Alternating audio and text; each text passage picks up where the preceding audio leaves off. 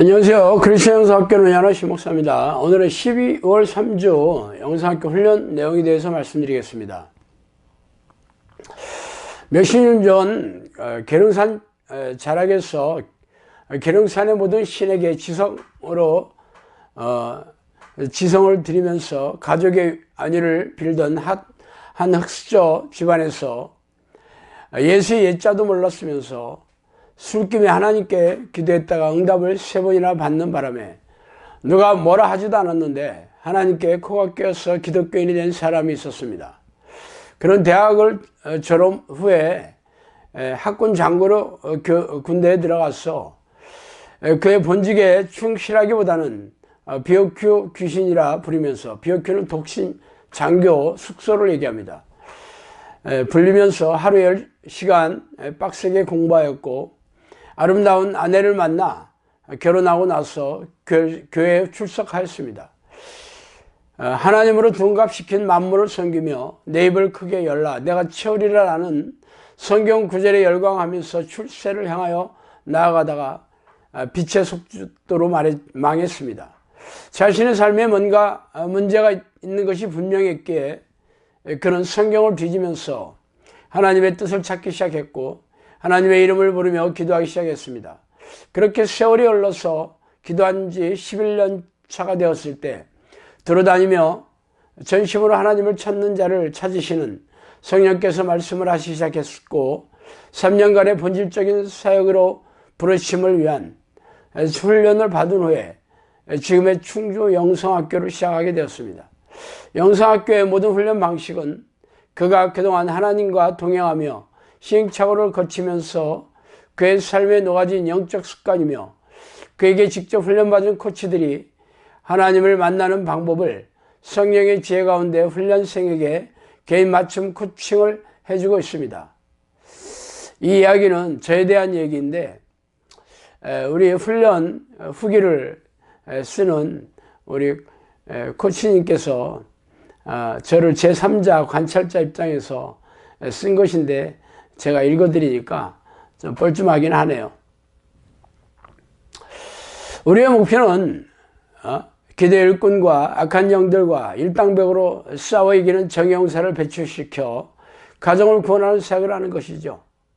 영상학교에서 하는 성령이 내주하시는 기도훈련을 통해서 귀신에게 사로잡혀 절망과 고통으로 삶과 영혼이 망가져 있는 자들을 흥함의 권세에서 빛으로 옮겨주시는 영혼 구원의 과정은 1분짜리 영접기도로 구원을 선포하는 기존의 교회와는 차별이 되죠.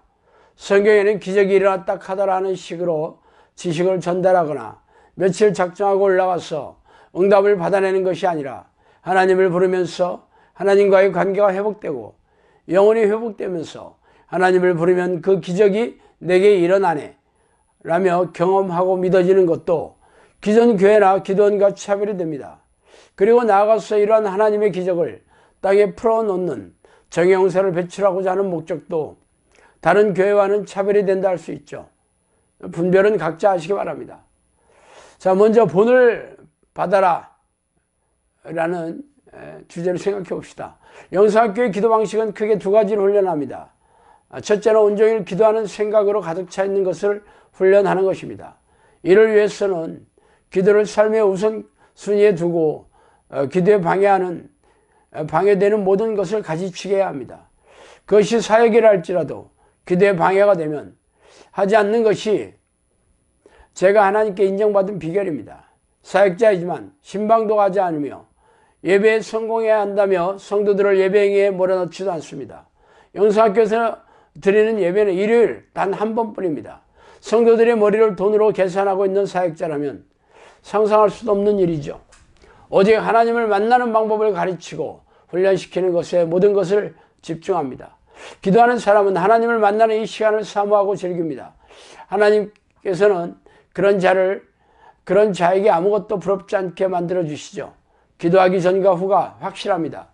하나님을 부르는 기도는 나뿐 아니라 다른 사람들도 행복하게 만드는 놀라운 기도입니다. 하루 종일 하나님에 대한 생각이, 기도에 대한 생각이 떠나서는 안 됩니다. 두 번째, 성령의 사람이 되려는 기도의 목표를 분명히 하라입니다. 태평양 전쟁 때에 제로 전투기라는 것이 있었어요. 가미가제라고도 했죠. 말하자면 자살 폭격기인데 조종사는 이 비행기를 몰아서 적의 전투함을 통째로 들이받아 산화함으로 공격을 합니다. 출격 명령이 떨어지면 천황이 내려준 술을 마시고 나가는데 적의 전투함까지 갈 수 있는 양의 연료만 주고 돌아올 연료를 주지 않습니다. 나가면 살아서 돌아올 수 없죠. 우리도 하루살이처럼 기도해야 합니다. 오늘 살고 있다 해도 살기 위해서 기도하는 것이 아니라 죽기 위해서 기도하는 것입니다.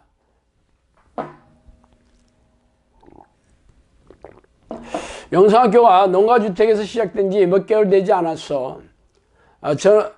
제 기도의 요청을 여러 사람으로부터 받은 적이 있었어요. 주로 암 환자 분이었는데 설암이 걸린 딸과 대장암이 걸린 아버지, 뇌수술을 앞둔 어머니를 위한 다급한 기도 요청을 제게 해 주었습니다. 언어 능력을 잃게 되어 갈림길에 있었던 딸은 완치되었고, 대장암 수술을 받은 연로하신 아버지는 수술한 지 3일 만에 걸어다니는 기적을 보여주었죠. 1년여 전에는 미국에서 기도훈련을 하고 계시는 자매님의 남동생분의 경우에 혈액암, 골수암, 림프암 등으로 그곳 의사들 말로도 일주일밖에 살지 못한다고 했던 분이 1년이 지난 지금도 잘 살고 계십니다. 앞으로 우리가 싸워야 될 적들은 한층 더 레벨업 되어서 우리 앞에 나타날 것입니다. 싸우다가 천국을 가게 된다면 그나마 다행이겠지만 폐기 처분이 되면 지옥으로 가는 신세가 될 수 있을 만큼 절박한 심정으로 사역을 하고 있죠. 살 길은 기도밖에 없습니다. 훈련을 받는 우리는 어떤 태도로 기도해야 하겠습니까? 죽게 살기를 기도하는 태도가 무슨 의미인지 잘 생각해 보도록 하십시오. 세 번째, 나의 전부를 원하시는 하나님입니다. 하나님께서는 두 마음을 품는 자를 미워하시죠. 보험서에 나오는 부자 청년은 젊은 나이에 진지한 영적 관심을 가집니다. 그러나 중심에 하나님만 사랑하는 마음이 없으므로 버려야 할 것, 즉 재물을 버리지 못하고 취해야 될 것, 즉 주님을 따르는 것을 취하지 못한 채 좁은 문 앞에서 천국의 뒤안길로 사라져 버립니다. 그가 부자이기 때문에 천국에 들어가지 못한 것이 아닙니다. 사실 아브라함도 부자였죠. 하나님께 전부 드리기를 원하지 않았기 때문입니다. 민수기 22장에는 발람이라는 술사가 나오죠.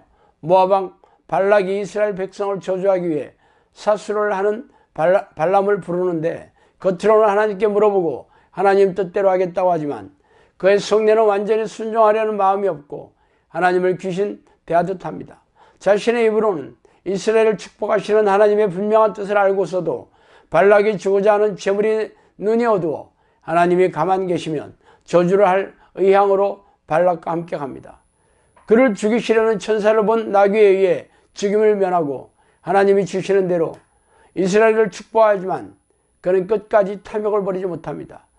나중에 그는 이스라엘을 저주하는 대신 이스라엘이 우상을 숭배하고 간음을 하도록 깨어 이스라엘을 타락시켰고 죽임을 당합니다. 종일 기도하지 않으면 우리를 타락시키려고 두 마음을 품게 하는 마귀의 계략을 이기지 못합니다. 발람과 같은 미친 마음을 허용하지 않도록 경계를 받고 위선과 거짓으로 포장하려는 마음을 해결해야 합니다. 네 번째, 기도의 세 가지 단계입니다. 1단계는 시키니까 억지로 하는 단계입니다. 2단계는 시간을 정해놓고 규칙적으로 기도하는 습관이 들어있는 상태죠. 나름 시간을 내어서 아침 저녁 1시간씩 낮에도 틈만 나면 하나님께 기도하려고 의지적으로 노력합니다. 처음에는 이 수준으로 기도하면 성령님께서 오시지 않을까 생각하고 이 수준으로 훈련시켰으나 4년의 훈련 결과 그게 아니라는 것을 알아채게 되었습니다.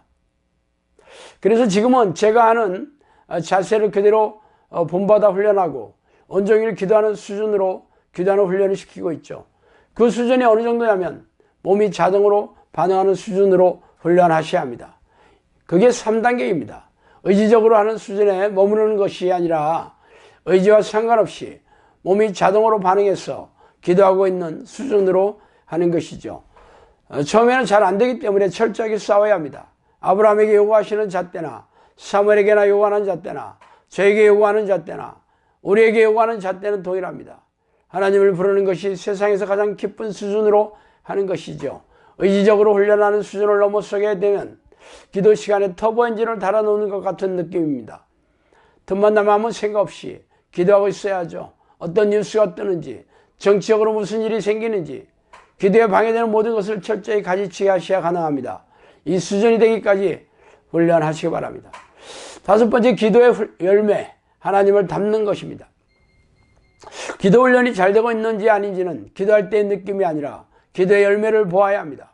이 기도의 열매를 기도할 때 오는 은혜나 응답 등을 열매라고 여길 수도 있죠. 그러나 이러한 은혜나 응답들은 우리가 하나님이 원하시는 수준의 기도를 하지 못할 때도 긍휼하심으로 주시는 경우가 많습니다. 10명의 문둥병자들이 그 예이죠. 그들은 모두의 문둥병이 고침받는 은혜를 받았지만 구원까지 받은 사람은 단 한 명에 불과했습니다. 그러므로 가장 확실하고도 성경적인 기도 열매를 찾는다면 그것이 바로 하나님을 닮은 성품이라고 할 수 있겠죠. 이전에는 죄라고 여기지 못했던 것들이 죄로 깨달아져 싸우고 있어야 합니다. 어제는 아무렇지 않게 내뱉었던 말이 오늘은 죄인 것을 깨달아지고 내일은 그 말을 하지 않으려고 몸부림치고 있어야 합니다. 이런 변화들은 빨리 일어나면 좋겠지만 그렇지 않더라도 행동화하려는 노력 중에 있어야 합니다. 기도 훈련한 지 시간이 많이 흐른 상태라면 다른 어떤 것보다 자신의 성품을 살펴보시기 바랍니다. 자, 오늘은 여기까지 하겠습니다. 감사합니다.